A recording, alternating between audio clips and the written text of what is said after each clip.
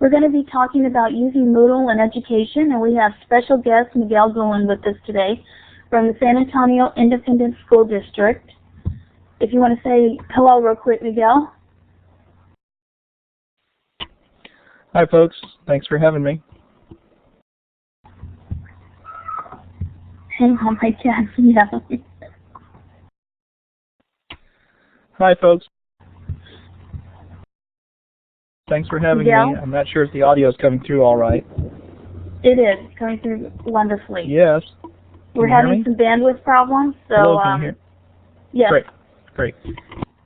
The room is having some bandwidth problems, so the sound may be going in and out, but it will catch up.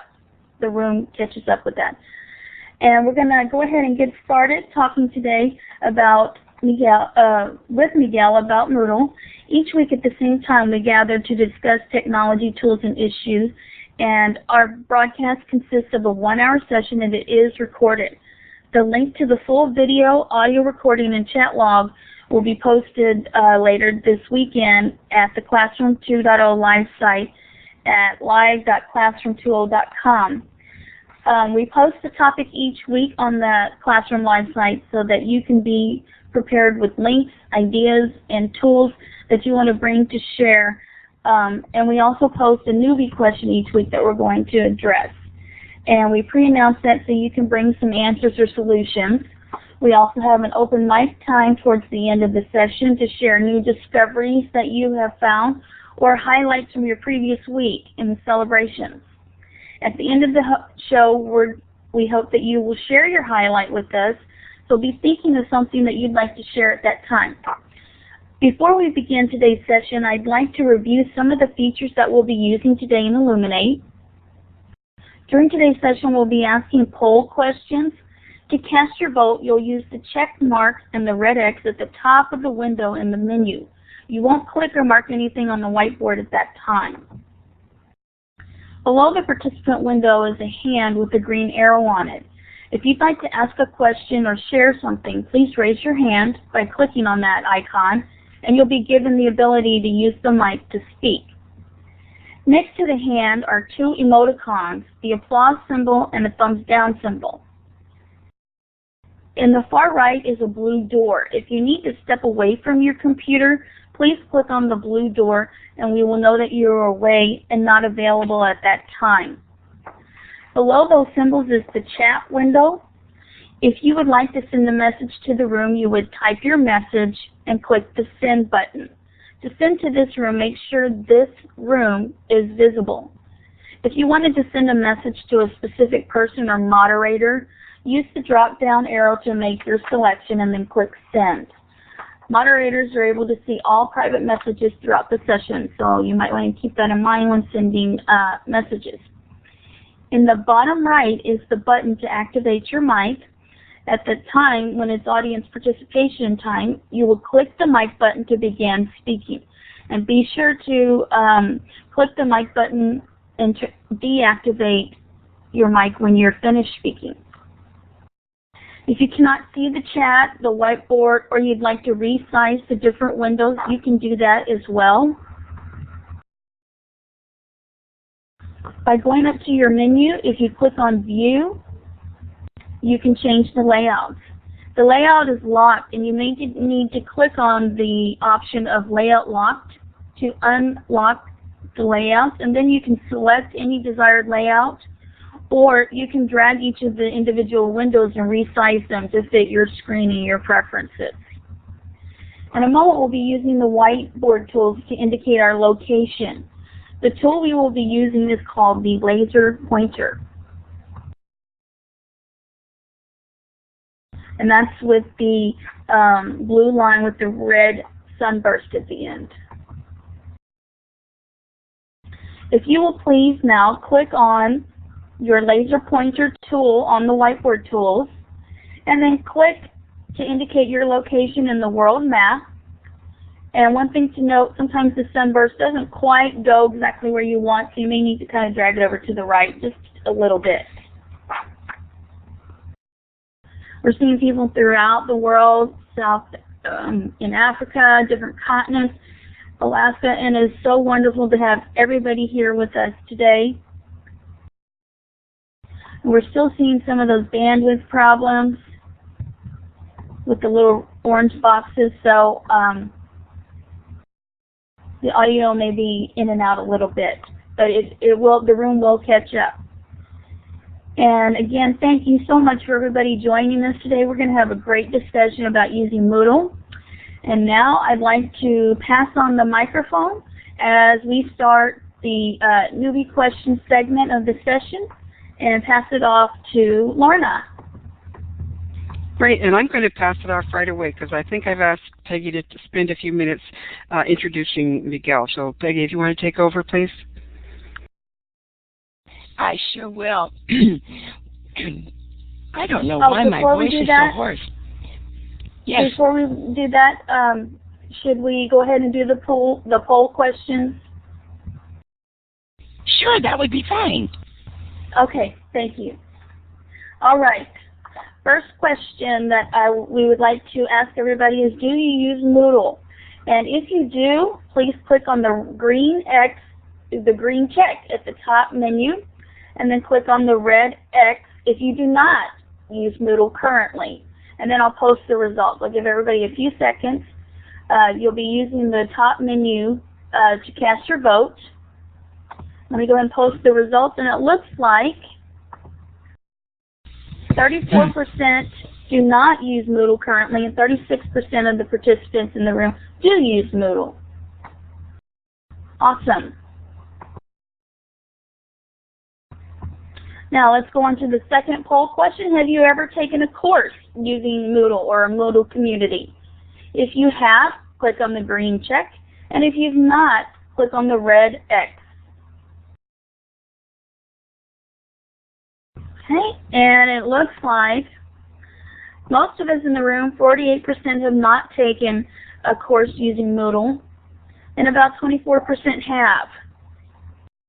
So this looks like it's going to be a new learning experience for many of us. And now back to Peggy and Miguel. All right.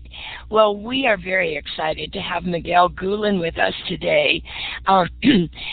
For those of you who don't know Miguel, Miguel is the Director of Instructional Technology in Texas, and he has been a real pioneer, in my opinion, in everything related to Web 2.0, and has done some regular blogging and communicating on many platforms.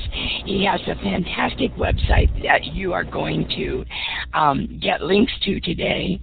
And he's even created a very special site just for us to use today.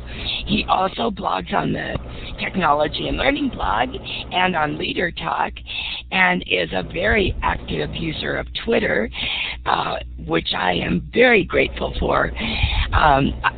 So many of us have been so inspired and motivated by Miguel over the years and have learned so much from him, and you'll see as soon as he begins sharing with us why we're thrilled to have him here today. So with that very, very brief introduction, Miguel, we're going to have Lorna take over with the newbie question and get started on what is Moodle and how can we use it to support our teaching. Okay, thanks, Peggy. This is the point in the show, and I've said it several times, and people who've been here for a while might be getting tired of this, but I'm sure that every time we have a session, new people come into the our classroom events, and I want everyone to get comfortable with the fact that there are a lot of people in this community who know a lot of things, and they're here to share with you if you're not experienced. So any question is acceptable here, and it's not a platform in which you have to know everything. But having said that, I am totally in awe of Miguel and the work he's done. I'm totally overwhelmed and I'm having a hard time keeping it very narrow to this question, what is Moodle? And when I came to this whole discussion about Moodle, of course, Peggy and Kim got me there. I was looking for a closed system that allowed people to put content on and put audiovisual on, and so that's how I popped into Moodle. So maybe, Miguel, you can take all those questions that I had and what you saw some of the people on the whiteboard give to us, and tell us what is Moodle and really how can I use it to support my teaching. Thanks for the intro, Peggy, and thanks for all the other stuff you all said. It's entirely overrated, folks. I'd like to just quickly go back and share my journey with Moodle and coming to Moodle from the perspective of an administrator, because my background, I did not have access to Moodle when I was a classroom teacher, and I really didn't have access to any of the Web 2.0 tools that are available. So a lot of my experience has really been writing about it and then trying to find ways to facilitate a Web 2.0 or read-write web kind of environment in my school district. And it's been a journey for all of us, because we've had to have those conversations that help others understand what's the value of using these tools. It's so easy to embrace a lot of these tools for our personal use, and we can use them to sort of advance ourselves, but I've really come to the realization that unless we get there together, it doesn't matter how much I might learn just by myself. It's a sobering realization to run into the wall. So back to the question of what is Moodle. A few years ago, I started advocating the use of blogs as publishing platforms for our student writing and student work. And I also started trying to find the perfect wiki solution, the wiki that's easy for people to use, but where we're able to appease the fears of network administrators who say, we're going to be in violation of the Children's Internet Protection Act. And Moodle was not the first tool that I looked at. I wanted to use blogs and wikis, and I really wanted to emphasize and push this move towards openness. Over the last 3 years, I've really started to see the possibilities of Moodle and come to recognize it, especially this past school year, as a valuable tool. We implemented Moodle because we found it to be sort of one-stop shopping for the kinds of things that we wanted to encourage teachers to do. We were also able to speak directly to those who were afraid that teachers might put inappropriate content online and say, this can be a closed environment or it can be an open environment. And we certainly encourage Moodle to be open, to allow guest access so that people can see what it is that students are talking about and what's the content of their learning conversations. And I've had feedback from the people on my team, especially one in particular I'll mention, Sue Harris, who's been really working hard with online literature circles and has impacted about 1,000 students, that Moodle is great because it sort of, blogs, wikis, podcasts, all of that is just sometimes an overwhelming avalanche of ideas and information. And Moodle helps us sort of put it all into one place. And I think it's a perfect way to scaffold learning for teachers and students and help them move in a way that they start with Moodle and eventually their eyes are open to the possibilities of blogs and wikis. Now, that's not to say that we're not supporting blogs, wikis, podcasts, and everything outside of the Moodle environment. We are. But we spent a lot of time arguing about which was the right tool to give teachers. And then it occurred to us that they're all the right tools. It depends on the teacher and the teaching style. So we wanted to make it as easy as possible for teachers to have choices. And by providing those choices, you can get a blog, you can get a wiki, you can get a Moodle. All of that can be done in-house within the school district, so that while we can go to Web 2.0 tools that are out there, we strongly encourage teachers and administrators at the campus and the district level to use our in-house tools. We can provide support to them, and these tools aren't that difficult to set up. Of course, I say that after years of work. But when I first started out, these tools were pretty easy. How can I use it to support my teaching? Gosh, you can practically do anything on Moodle that you can do in a face-to-face session, including go face-to-face. So I really can't speak as well to that question because a lot of my focus has been on the administration side. I would love to have you share some examples of how Moodle has impacted you in the classroom. And I don't know if I'm supposed to jump ahead and talk about some of the things I wanted to share, but on the wiki that page that I set up, it's at wikispaces.com. It's not a Moodle. You'll find a link to a Gcaster where you can go in and actually record over the telephone some of the things that you're doing with Moodle in your situation. As you can see from the web tour that appears on your screen, this page has an area where you can phone in your Moodle tips, and if you click on that link, it will actually give you instructions. Also, of course, you can use Twitter to share what you're doing and post a link to your Moodle-based online learning environment. Here in Texas, Moodle is sort of taken off this year because of the Texas Virtual School Network, or txvsn.org. And that is a new effort by the Texas Education Agency to serve as a clearinghouse for online student online learning courses.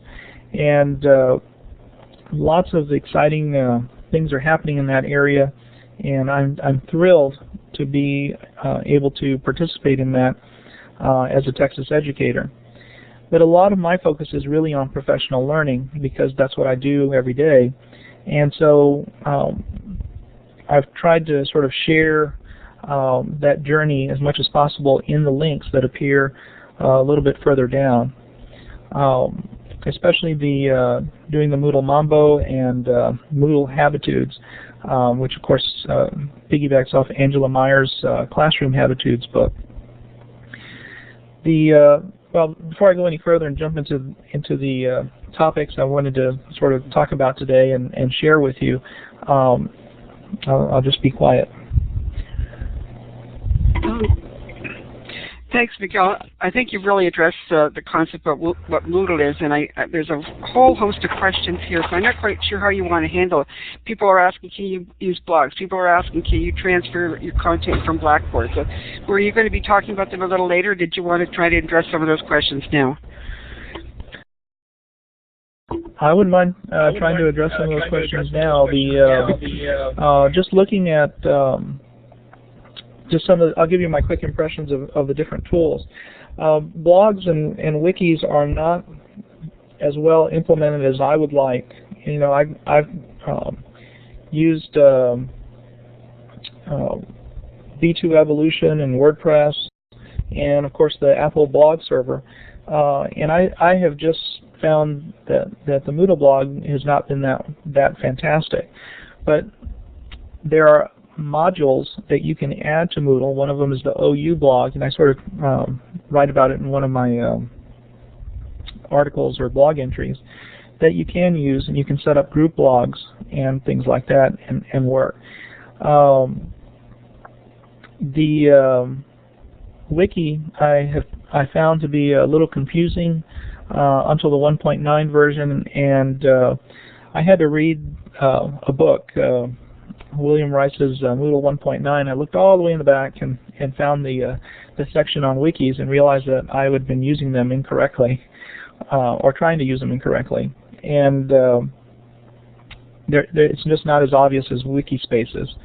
However, those tools are evolving and getting better, and a lot of the Moodle use that we see by teachers and as well for professional learning really depends more on the discussion forums and being able to post content there and share content in the HTML pages, and that has been our real focus in using that. While we can certainly use wikis to organize a lot of the online professional learning that's going on, and I'm sure you all have seen some of the wonderful examples that are out there. I'm thinking about Cheryl Nussbaum Beach's wiki, where she's using that to organize college courses, or Vicki Davis's Cool Cat Teachers wikis to organize what students are learning. There's just a different way of organizing content in Moodle that makes it easy for people to, or makes it easy for us to facilitate online courses and for people to work through. We've gotten a lot of positive feedback from our school district teachers who have started out in the Intro to Online courses, and I shared a few of those comments online. But I had a whole class full go just through Moodle recently, and it was amazing for them to understand this. You have to realize that most of our people have not participated in online learning. There are some that have gone through online master's programs using Blackboard or WebCT, but this is a completely different experience. And I think the most exciting thing about Moodle, or any of the tools that we choose to use, is that it allows us to discover the excitement and just to discover each other it's like you're waking up and realizing that there's a whole bunch of people out there that know a lot of stuff and are dying to share it with you. Moodle is very flexible. I'm able to embed videos. No, go ahead. It's okay. Go ahead, Miguel. Did you want me? Did someone have a question? There's at least 20 or 30 questions flipping by in the chat room. Mm-hmm. So I think it's going to be interesting. That you heard Miguel. Okay. Okay, so yeah, if you look, Moodle does allow outside links, and I appreciate everybody's responding on that. It is very flexible in terms of adding outside content, and we've been playing around with all the different things. I'm sure a lot of you are already familiar with Jing, J-I-N-G, from TechSmith. Great product. What I didn't like about it was that it put its files in SWF format or Flash format. Well, the idea of using Jing sort of took off slow for me because I wanted to be able to edit that video. Well, now you can get the $14.95 a year version, and you can get an MP4. But I didn't realize that you can embed the SWS into Moodle, and they play right there inside as a link to a web page or resource. And that makes adding that content much easier for our folks at the development level. And when we're sharing this information with, we're using Moodles not just for professional learning and online literature circles, but we're also using it as part of what our communications department is using. And they're using that to interact with the community. So each of those different uses, Moodle has been instrumental and flexible in allowing us to do that. I probably could walk you through, I see a question from Gigi, example of what we might see as a student. I guess I could go to one of the...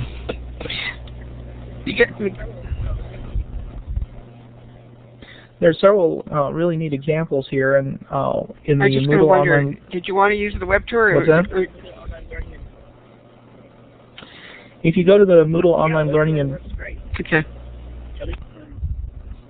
Yeah, web tour works great. At least I hope it does. Learning environment examples. When you go to the Moodle online learning environment examples, and that's where you can go post your own example. one that has just popped up, and it's not mine, but I have to share it because I thought it was just really cool the way they set it up. Is Deer Park ISDs. So definitely click on that and check it out. No, I think if we want to go to a website, we need to have you share your desktop instead of the remote. So if you actually want to walk through a Mood itself. Okay, so if you look at the top... Oh, okay. Which site you want to go to, I can show it, or you can do it, Miguel.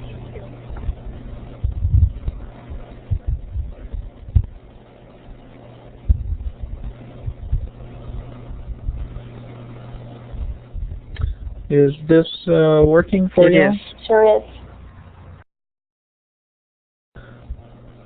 is. Okay, great. If you see anything inappropriate, my apologies. Okay. Post a link to your Moodle-based online learning environment, so you click on that, and you're actually able to go in and see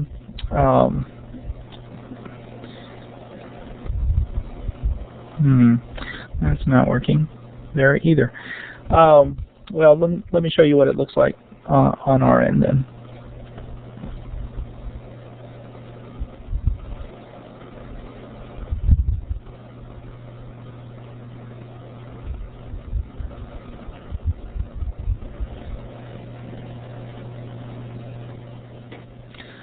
This is our open campus, and I realize the URL is a little off. We didn't want to change it mid-year. But one of the activities that we had is a Kids Saturday Technology Institute. And teachers that are using this are really sort of brand new to using Moodle, and so are the students. So we wanted to give them something to organize how they were doing everything. And they are focused really on productivity tools because that, in their mind, is exactly what students need to be learning how to use. Now, I have a different opinion about that, but their entire campus is committed to participating in our Technology Integration Lead Teacher Initiative. So and they're going to all be going through a 10-week course with the Lodi folks. I don't know if you all know Lodi, but Dr. Chris Morsh's work. And they'll be participating in that course and learning how to use technology in different ways.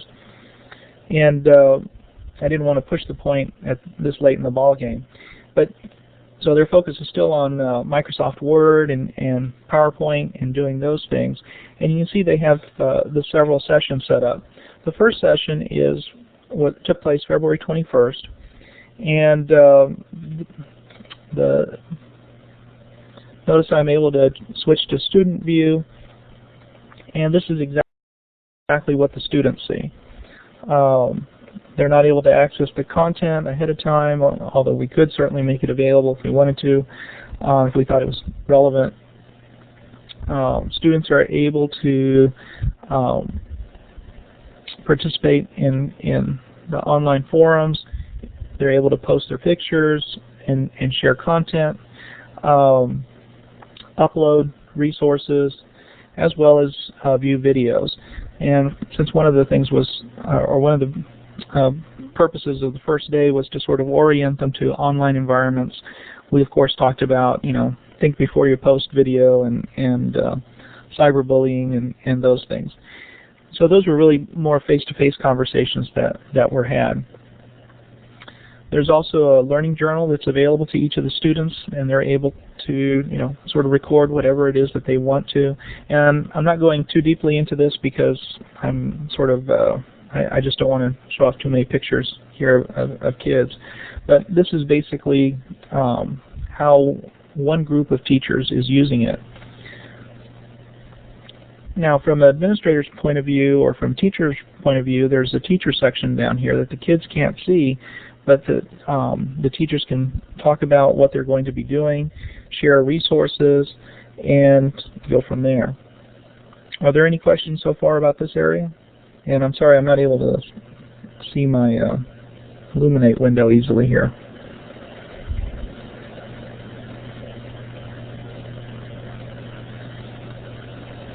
Deb, did you have a question about this webpage, Deb? Oh,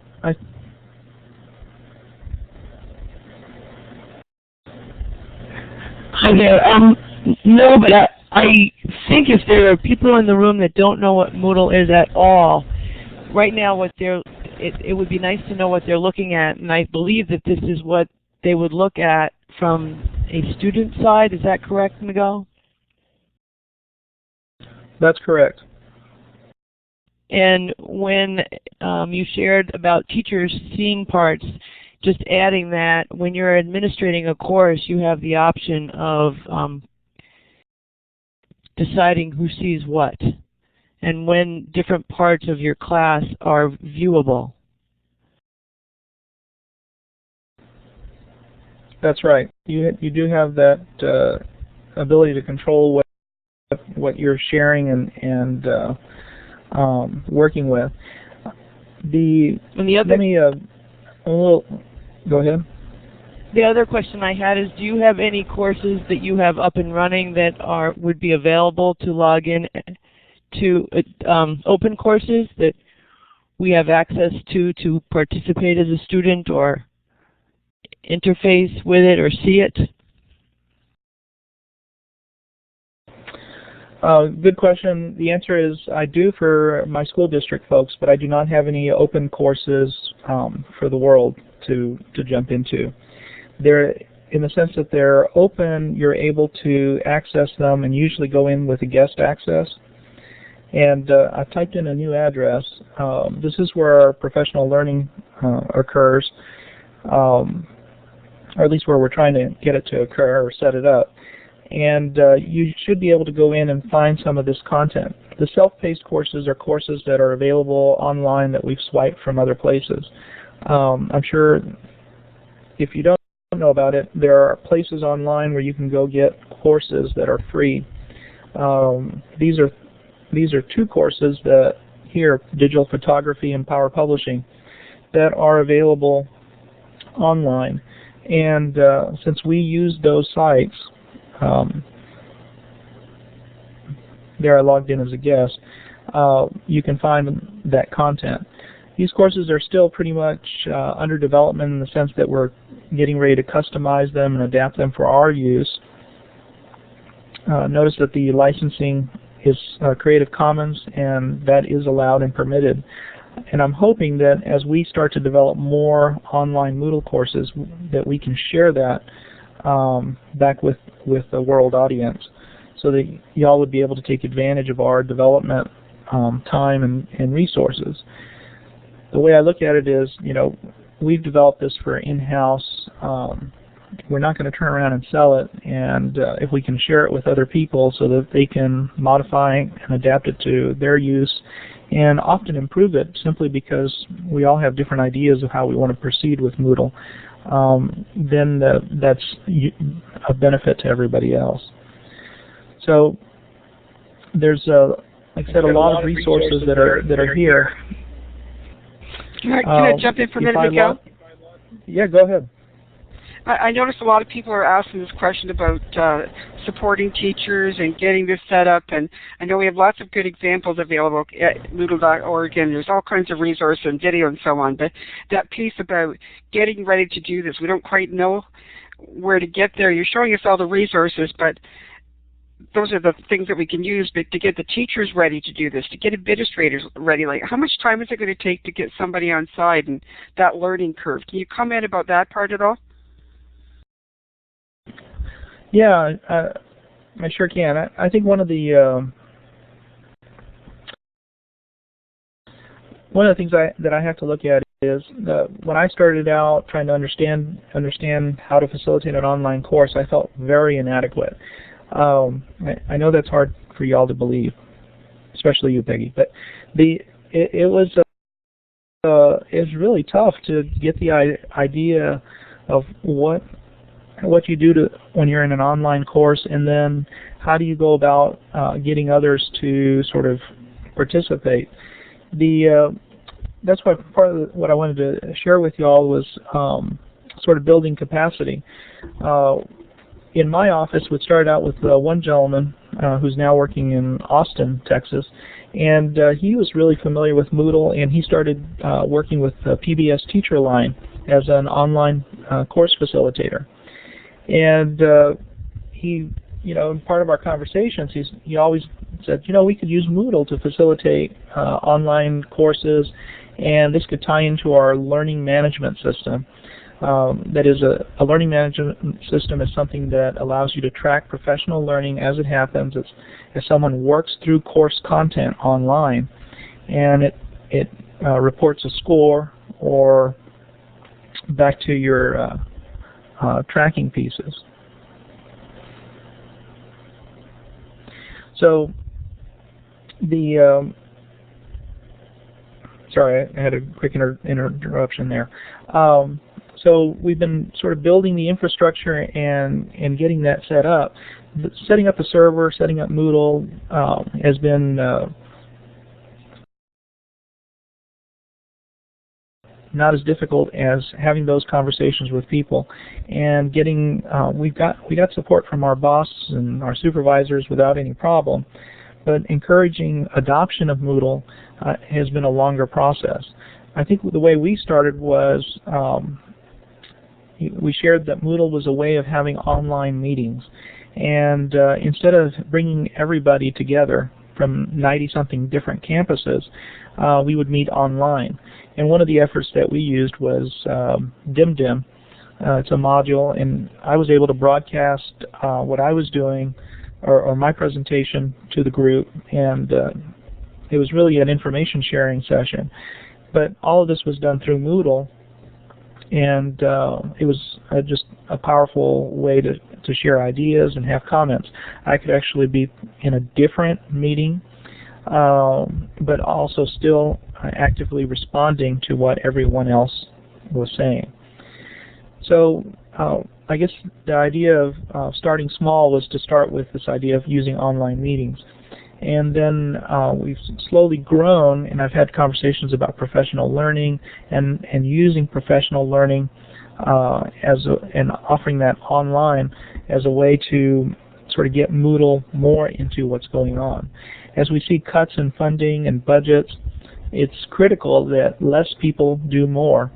And curriculum instruction departments, as well as instructional technology, have to be able to touch more people at a time than just doing a bunch of face-to-face workshops. So for teachers, this becomes a valuable tool.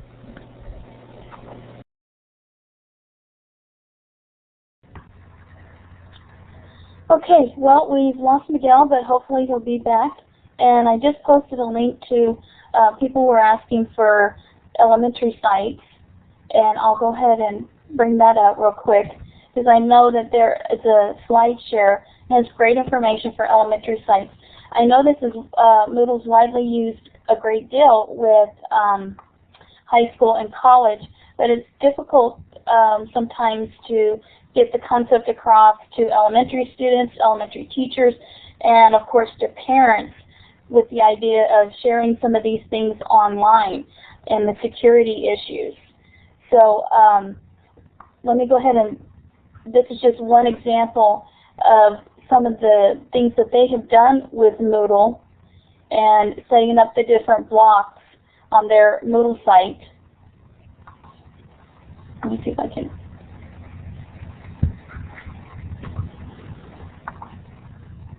And they have different subject areas, and this is just a great example, and it's in our Share Tabs link that I'll post in just a moment, about writing prompts and the ways that they're using it in an elementary setting.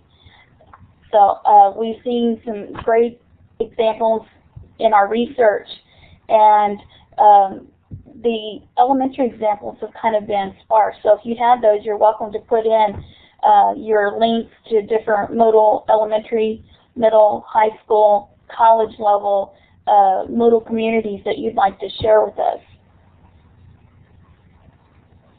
And if anybody has a question that they would like to ask of the participants, ask of the moderators, of course, I'm not as well versed as Miguel, but we will definitely try and field those questions, or maybe somebody in the chat has the answer to some of these questions. I know there's a Moodle Move conference that travels throughout the country in the U.S. and Canada and so forth, the world. And so there's lots of resources out there, and there's great resources in here in each of you. So if you have a question, please put it in the chat or raise your hand, and we'll give you the microphone, and you can ask your question to the group. Kim, I just want to make one point that the Moodle Move is coming up in Regina in the 1st of April, so when people look at the share tabs, they can follow that particular link because there's some professional development going on there about how to use Moodle, and some of those technical questions that people are asking right now in the chat room could be answered there, but those answers could be pretty much anywhere. But it would be really nice to hear from someone who's using Moodle and why they chose Moodle over some other kind of learning management system. So I'd like to pose that specific question. If someone in the chat room could answer that one, either on the mic or in the chat window. Good question. Why use Moodle at all? And I've seen a question about some people hosting their own Moodle server or paying for the service for somebody to configure, set up, and host Moodle for them as well. Okay. Tammy, you want to go ahead and ask your question, Tammy? Actually, it wasn't so much asking a question, but I thought I would kind of jump in with the on why we use Moodle. For what we're doing, we offer our courses free, so we couldn't do that very easily if we had to go with Blackboard or WebCT as a course management system, simply because we would have to come up with a ton of funding for it. And it's working well for us. We have about 200 students taking a variety of different courses. Everything's run by volunteers.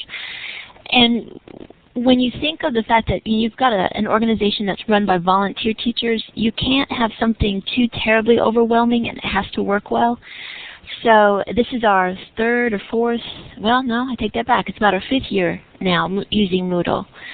And we found it pretty successful, even with just moms and dads coming in, doing some volunteer teaching. If I don't know if anybody wants to, but I could kind of show some of what we've got that we've been doing by sharing one of our courses. But I'll leave that up to moderators if they want any application sharing for that. You're welcome to post that link. And if there's time, we can certainly come back to that. And thank you for sharing your views. Miguel is back, so we're going to give the mic back to Miguel. If you want to go ahead and continue, we were just talking, Miguel, about a way, and Tammy was sharing how she uses Moodle with her study. And somebody had asked also how to teach the students to start using Moodle. Again, I can't really speak to how to start teaching the students how to use Moodle. I have not done it myself personally. My team of folks do that, and they're expected to work with classroom teachers. And our emphasis so far has been on online literature circles. One of the, I guess, the fears that we have is what happens when you get too successful. And we have, quite a few Moodles already starting up on Open Campus, but we have a total of, let's say 3,000 or so teachers. So too much success would be overwhelming for a small staff. I'm sure some of you appreciate that in your own districts, but that's why having access to other resources is so nice. And not everybody goes for Moodle. Some go for blogs and using those tools as well. I'm really interested in hearing some of the other ways that folks are using Moodle in their schools, especially at the classroom level. I mean, I would like to be able to offer different uses. I noticed that Scott Floyd was sharing something about in the chat about how his teachers are doing things and sharing. So, students, okay. Just to answer that motivation question, though. What I've heard from my team is that students are very motivated to use technology, and the collaboration piece is there. I mean, kids love to be able to talk to each other and chat with each other. And I guess what we're trying to do is model a way to do it in an academic setting that might be different from what we might encounter just out on social networking sites. Oh, okay, Deb, did you want to make a comment or ask a question, Deb? Hi, Miguel asked about people using Moodle in the classroom, and in our school district we have a physics teacher using it for both her level 4 and 5, 5 being highest. We have the computer technology person in the middle school using it to teach technology skills, similar to what Miguel posted on his Saturday morning class for kids. And then we also have a 7th grade geography teacher that's using it quite a bit. It's a slow go. This is the first year that our district is using it. Most of it is time and professional development. It's much like riding a bike and going in and you just have to start. And once you start, the next day you know a little more. There are a lot of resources out there, and there is, and I can't remember, but I will try to find it. In Indiana, they got a grant to run classes in Moodle for people who want to learn how to use Moodle. And I don't know if somebody out there may know about it. I think it's affiliated with the University of Indiana, but I'm not positive. Thank you. Thank you, Deb. Great comment. And I would think some of the more, or the obstacles to overcome aren't necessarily with the students. They're pretty adaptable and flexible.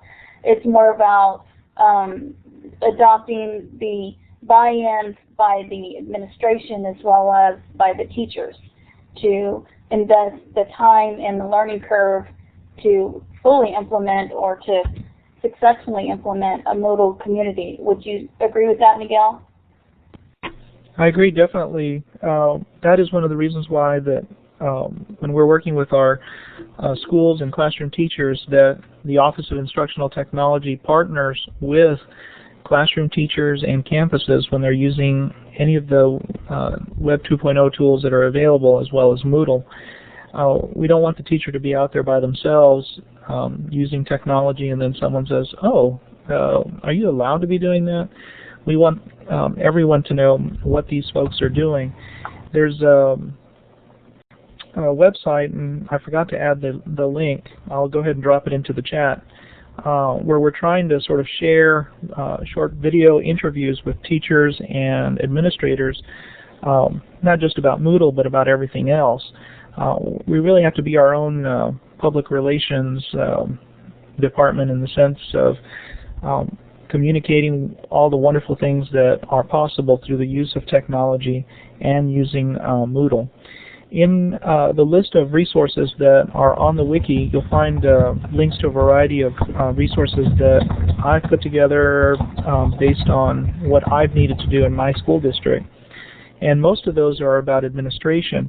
But there are plenty of links to websites like Moodle.org, which is just a treasure trove of great ideas, and lots of other places and people that are dying to share things about Moodle. One of the great finds for my team was Moodle Tutorials, and that's where you can actually find tons of videos providing tutorials on Moodle. My staff, we do cross-training every Friday, and because especially since we have such a small staff, if someone were to leave, we'd be devastated, as has happened in the past. And so we've been working really hard at sort of training each other and showing each other the things that we're doing. And the Moodle Tutorials provide some of those just-in-time videos for how to back up a course and things like that. I noticed that Brado keeps bringing up the issue of control, and the reason we need to have that control is that people are looking for, people aren't ready to embrace. People aren't at the same point that you are or that I'm at in terms of using these tools that allow open access to our students and to our teachers. As an administrator, we need to be able to show that we have made reasonable effort to protect our students and protect access to students and to our teachers. And often the control serves as a sort of like the rim of a pool. You know, you walk along the edge of a pool and you hold on to the edge until you learn how to swim or until you feel comfortable in the water. And this is one way of accomplishing that. Again, I think the key here is not to restrict teachers or administrators who want to use these technologies, but to provide the support and scaffolds that they need to be successful. So one of the reasons why a lot of us have turned to other resources outside of our school districts is because school districts haven't been able to ramp up and support the rich variety of tools that are available. Here are a few tools that we are able to offer and use to support instruction, and those include Moodle, blogs, wikis, podcasting, and to be honest, that really covers quite a bit of the different tools that are available. We still have to go look at other places for social bookmarking, you know, Digo or Delicious, and we still can use those. But the more that we can have in-house, the more reassurance we can provide to upper administration, whose point of view here is not necessarily let's find the best tools that are out there, but let's keep our school district out of the news because people are using all these new social whatever, mediated social tools that are out there. So Moodle and all the other tools that are available as free open source software are cost effective. I don't have to ask for a budget. I'm able to implement pretty quickly.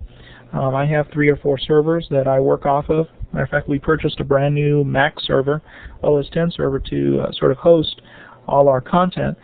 We could have just as easily run off our old system, but we wanted to make sure that we'd have a system that had longevity and would be easy to manage and work with. So that's sort of that insight, and I hope I'm not talking too much. No, you're not, and we're just about out of time. Terry, did you have a quick question or comment that you wanted to share, Terry?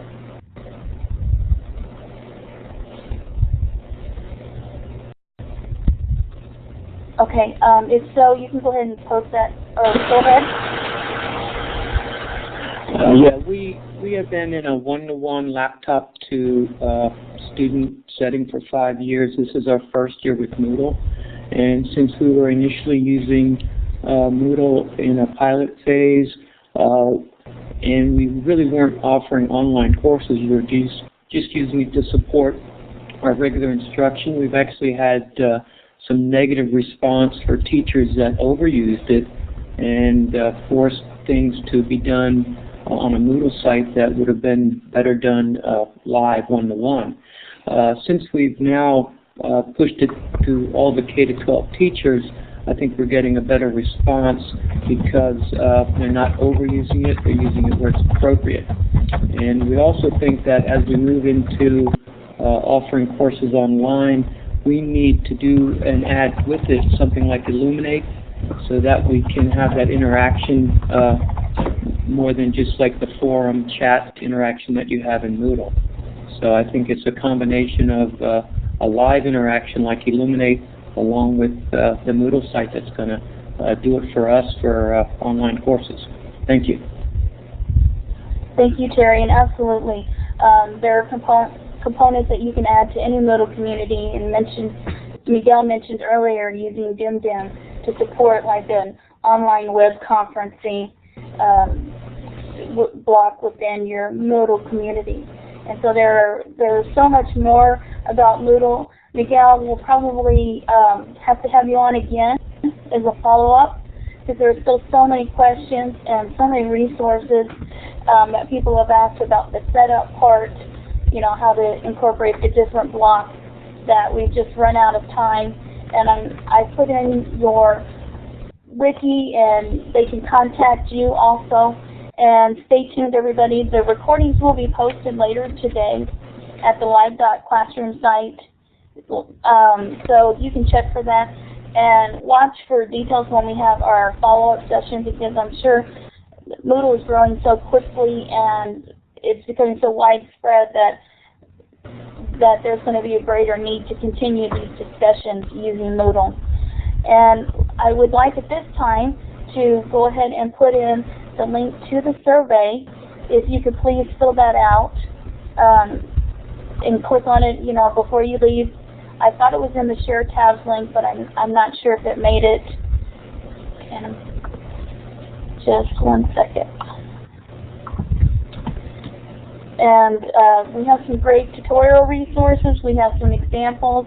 We have the Moodle meeting in the Share Tabs link that I'm going to post in here. And we just have a lot of follow-up resources as well. And of course, you can always leave comments and feedback on the live classroom.20 site. And next week,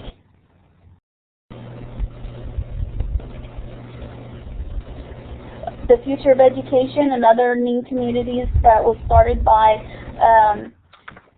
Steve Hargadon, who's also the founder of Classroom 2.0, is going to be hosting a session remixing Shakespeare for 21st century students in conjunction with PBS teachers. And that's going to be March 18th on Wednesday, starting at 8 p.m. Eastern Time, and that will be in Illuminate. And he will have experts from the Folger Shakespeare Library and veteran teachers talking about this aspect next week. And for the Classroom 2.0, this Classroom 2.0 live show, on March the 21st, we're going to have a special guest, Kevin Honeycutt. We're going to be talking about podcasting and his recent Podstock conference and the Podstock meeting. And we're going to find out what is a podcast if you're not familiar with that, and how can I use podcasts to support my teaching. So that's going to be another great session next Saturday that you're going to want to join us. And it'll be at the same time regardless of whether we have a time change or not. So be watching for those details as well. You can always find out the latest information at our live Classroom 2.0 site. And we would like to extend a very special thanks to Miguel for participating and joining us today, and Steve Hargadon, who's the founder of Classroom2.0.com and the Future of Education, and who started this great venture. Thank you so much to everybody who participated today. We had over 161 participants, and your feedback and your comments are just wonderful, and they definitely add to the session. So check out the live site later for the recording links, because there were so many things shared, resources shared, and websites that it was difficult to grasp all of those during the session. So you can pause and stop the recording and be sure that you get all of that information. And if you're going to share a link on Twitter, you can use the hashtag of the #live class 20 for the Twitter hashtag. And that's a new thing that we're trying to start. As well as for Moodle, the same hashtag symbol on the word Moodle. So again, we want to thank everybody for joining us today, and have a great Saturday, and share your Moodle experiences on Twitter and Plurk. So have a great day, everybody, and thank you for joining us.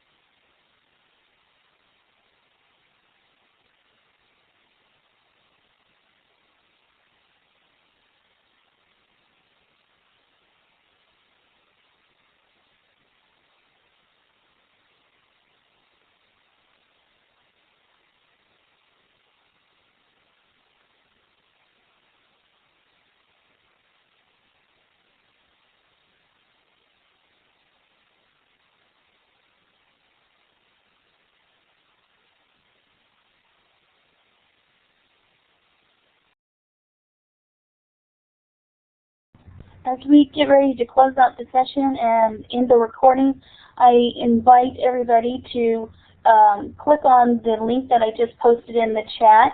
You can record ways that you're using Moodle with your campus or questions and so forth as a podcast at that site and have it posted as a GCast. So we invite and encourage you to do that, to give us some more ways that you're using Moodle in your institution.